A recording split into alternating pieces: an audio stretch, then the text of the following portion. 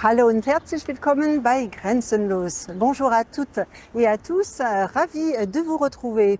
Si vous tendez l'oreille et que vous entendez quelques notes de musique, elles ne viennent pas du Staatstheater en face de moi, ni de la Musikhochschule ici à Saarbrück, le conservatoire. Non, elles viennent de l'atelier de la famille Tebi. Je vous propose d'aller à la rencontre de Lucia Tebi. C'est en 1980 que le mari de Lucia Tebi a fondé son atelier de lutherie, puis leurs enfants, Heinz et Elias, ont appris aussi le métier. Autre histoire de transmission de savoir-faire dans une ferme à Klausen, en Rhénanie-Palatinat, le point fort de ce lieu, l'élevage de daims. Notre labo interculturel se penche aujourd'hui sur le permis de conduire. D'un pays à l'autre, le système de points diverge. Un partenariat existe depuis plusieurs années entre le Centre international d'art verrier de Meisenthal et les étudiants de la HBK, Hochschule der Bildenden Künste, à savoir l'Université d'art et de design de Saarbrück.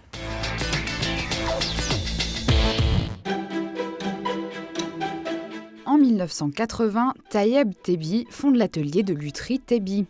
Tout a commencé dans un petit atelier de mandoline en Tunisie où son grand-père lui transmet sa passion. Il apprend les bases de la menuiserie à un très jeune âge, mais c'est sa passion pour la musique qui le pousse à se tourner vers la lutherie. Il se consacre d'abord à la construction de guitares acoustiques en Allemagne avant de se tourner vers le violon. En 1988, Tayeb Tebi rencontre son épouse Lucia qui apprend le métier avec lui. Quelques années plus tard, leurs fils Heinz et Elias rejoignent l'affaire familiale après avoir obtenu leur diplôme au centre de formation de Klingenthal en Allemagne. Depuis 2010, l'atelier de confection de violon Tebi est situé au centre de Saarbrück, à l'angle de la Bismarckstraße, juste en face du Théâtre national et du Conservatoire. Les clients français et allemands peuvent venir faire réparer tout type d'instruments à cordes, mais aussi acheter des instruments entièrement fabriqués et peints à la main par la famille Tebi. Un savoir-faire artisanal qui dure depuis plus de 40 ans, mais qui ne cesse d'évoluer.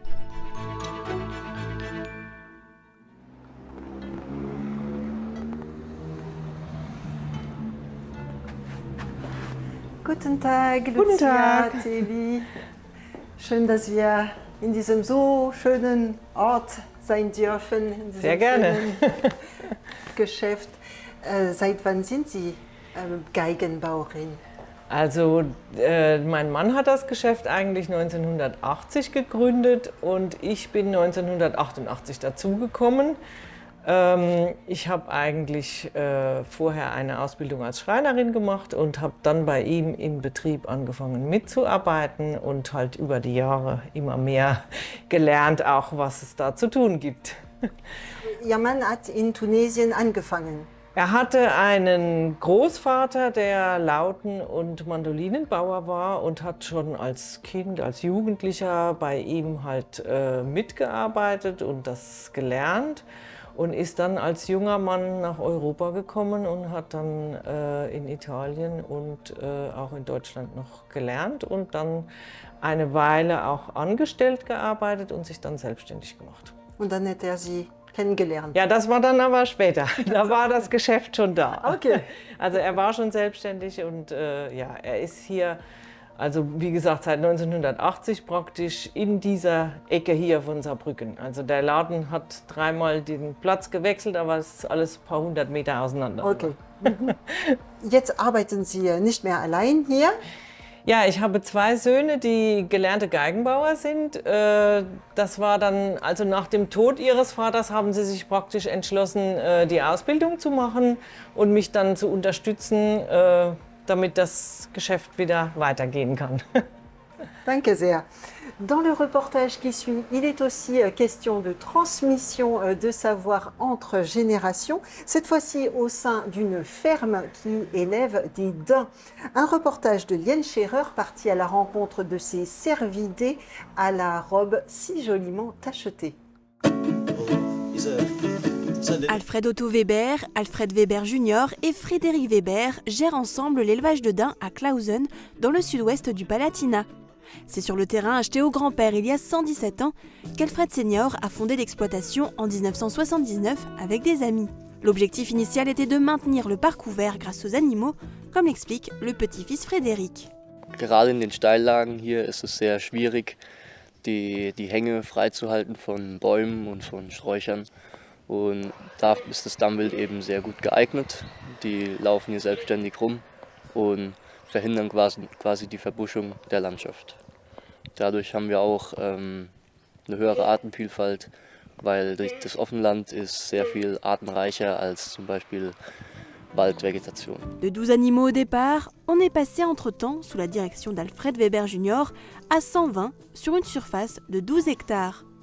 La famille Weber propose des visites guidées et des formations. Les écoles et les jardins d'enfants peuvent y apprendre tout ce qui concerne la forêt et le gibier en particulier. Même les classes professionnelles de cuisine y sont formées à la préparation du gibier. Hauptsächlich dienen sie bei uns der Fleischgewinnung. Jedoch versuchen wir jetzt auch über Lernort Bauernhof Schulklassen weiterzubilden, Firmen oder auch Kindergeburtstage, Privatleute bieten wir Führungen an.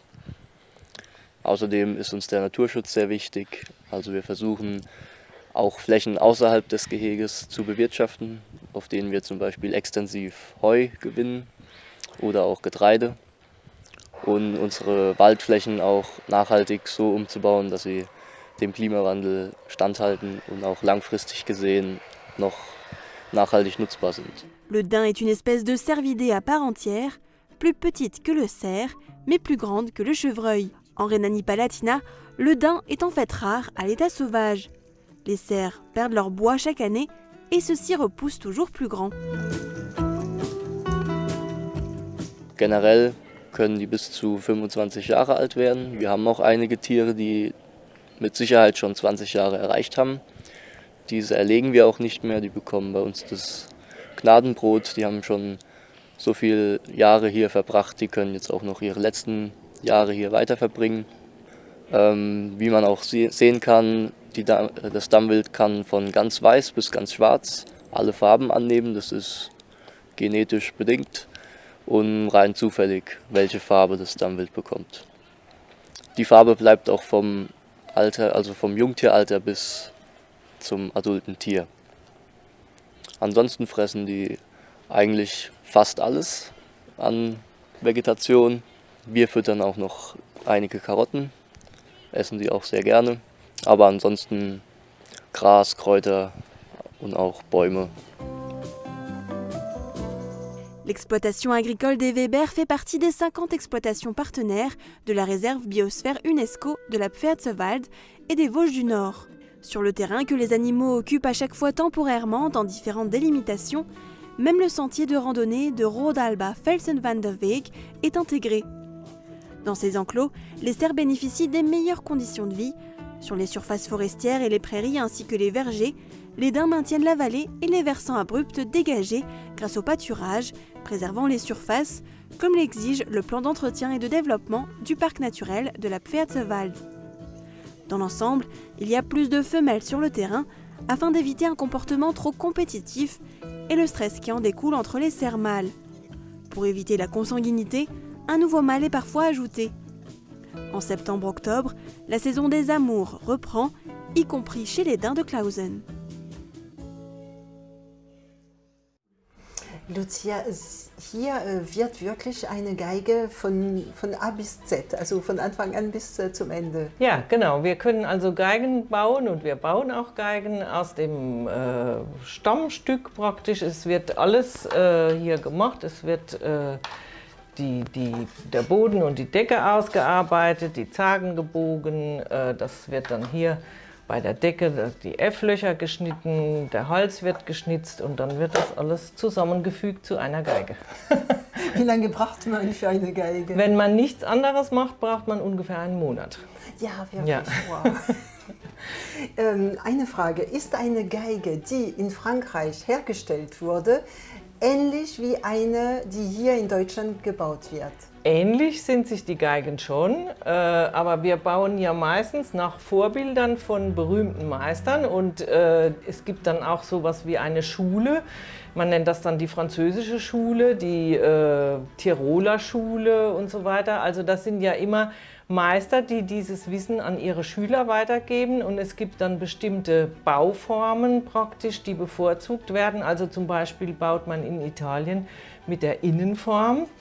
Und in Frankreich hat man mit der Außenform gebaut. Okay, also außen?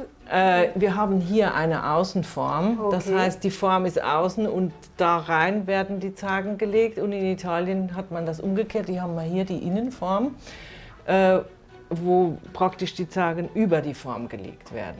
Okay. Also verschiedene Arten, wie man zu dem gleichen Ergebnis kommt. In Sachsen zum Beispiel hat man oft ohne Form gebaut, dann hat man einfach die Zagen hier direkt auf den Boden drauf geleimt, um diese Form herzustellen. Und diese Merkmale, die sieht man den Geigen halt als Fachmann zumindest hinterher auch noch an, sodass man dann sagen kann, das ist eine französische Geige, das ist eine deutsche Geige.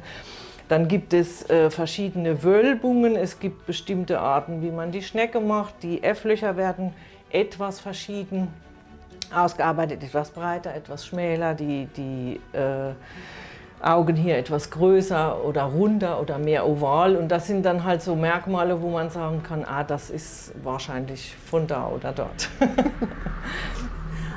Alors les différences, on ne les trouve pas que dans les violons. Le permis de conduire, a priori, on pourrait penser que d'un pays à l'autre, c'est la même chose. Eh bien non, le système des points fait la différence. C'est le labo interculturel de Tom Koszyca.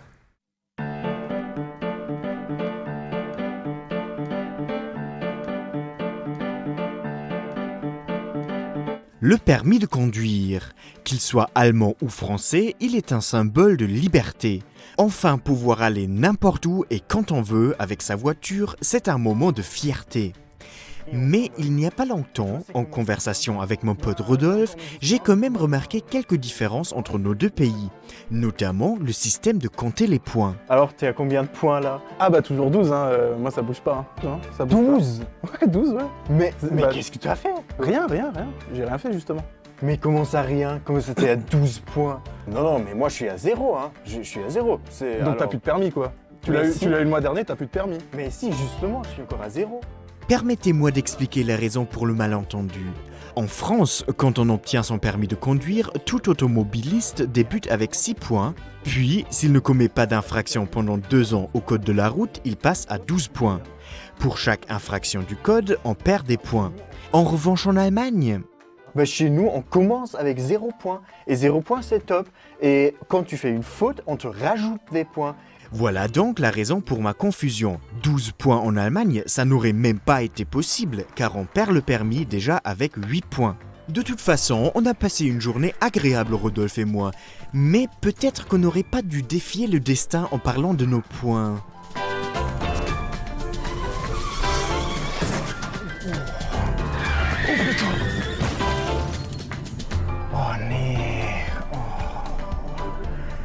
Oh, und ich war gerade bei 0 Punkten. Putain, il me restait 12 points là. Bon, au moins, quand je raconterai l'histoire à Rodolphe, il comprendra pourquoi j'ai reçu des points alors que lui, il en a perdu. Lucia, wir sind hier nicht weit von der Musikhochschule, auch vom Staatstheater. Gibt es viele französische Kunden, die hierher kommen? Wir haben vor allem viele französische Kunden, die mit kleineren Kindern kommen und die Geigen mieten. Also wenn sie in der Musikschule anfangen, dann haben die Viertelgröße, Achtelgröße. Und da die Kinder ja wachsen, müssen sie dann größere Geigen auch bekommen und oft mieten halt die Eltern zuerst. Und dann sieht man, ob das Kind Spaß dran hat und je nachdem, wie es wächst. Und dann kann man eben diese Mietinstrumente auch tauschen. Und weil wir hier praktisch für die Musikschule in Vorbach oder auch in Saargemünd der nächste Geigenbauer sind, die Instrumente vermieten, haben wir auch viele Kunden aus Frankreich. Sehr schön. Wie teuer ist es für eine Familie, zum Beispiel eine Geige für das Also wir haben kind Instrumente für die Kinder ab 18 € im Monat. Ah ja, also wirklich Ja, wir sind ja auch interessiert daran, dass die Kinder Geige lernen können und deshalb wollen wir auch, dass es halt auch für alle möglich ist, Ja. nicht nur für die Reichen. Genau. Danke sehr, Lucia. Des étudiants de Saarbrück à Meisenthal, ils font des études de design et ont travaillé pendant une semaine avec les verriers du CIAV, le Centre international d'art verrier, un beau mélange de culture et d'approche artistique qui s'est traduit par une exposition reportage sur place de Julia Bitran et Marie-Morgane Pires. C'est une coopération longue de 30 ans entre le Centre international d'art verrier de Meisenthal et la HBK Saar.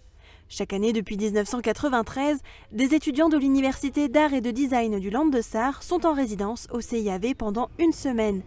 Ils sont accueillis dans les ateliers des verriers pour travailler avec eux.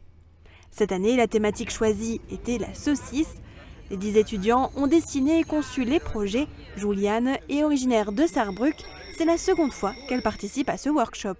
Das Handwerk dann auch nochmal so kennenzulernen und auch hier diese Ortschaft irgendwie dann damit zu verbinden und da Inspiration herzubekommen. Es ist anders als in der Schule, weil wir jetzt wirklich im Handwerksbetrieb drin sind und dann auch direkt sehen, wie die Glasbläser eben arbeiten. Wir haben an unserer Schule auch Werkstätten. Glas haben wir leider nicht. Wir haben Keramik, wir haben Holz und Metall. Du côté du CIAV, l'objectif est de rendre les projets des étudiants réalisables. Durant toute la semaine, les Sarrois ont échangé avec les verriers pour étudier les différentes possibilités créatives. Ils ont également eu une initiation sur le travail du verre. Ça permet à nous aussi de garder vivante la tradition, c'est-à-dire que les gestes des verriers sont ancestraux, ils existent depuis des centaines, des milliers d'années. Et le fait de confronter ça avec le regard de jeunes designers nous permet aussi de rester en éveil, de continuer à grandir, de continuer à évoluer et de découvrir peut-être parfois même de nouveaux gestes et de nouvelles techniques qu'on n'aurait pas expérimentées dans un quotidien. Pour l'équipe pédagogique de l'Université de design, cela permet aussi d'enseigner aux étudiants la manière de communiquer avec les artisans. Une expérience réellement bénéfique pour leur future carrière. Workshop-Format ist viel intensiver als der Hochschulalltag. Man ist 24/7 zusammen und wir kochen zusammen, wir arbeiten zusammen. Man erlebt die Region und das Tolle ist, dass da in kurzer Zeit ganz großartige Sachen entstehen. Au terme de cette résidence, une exposition baptisée Wurst a été présentée à l'occasion des Journées européennes du patrimoine.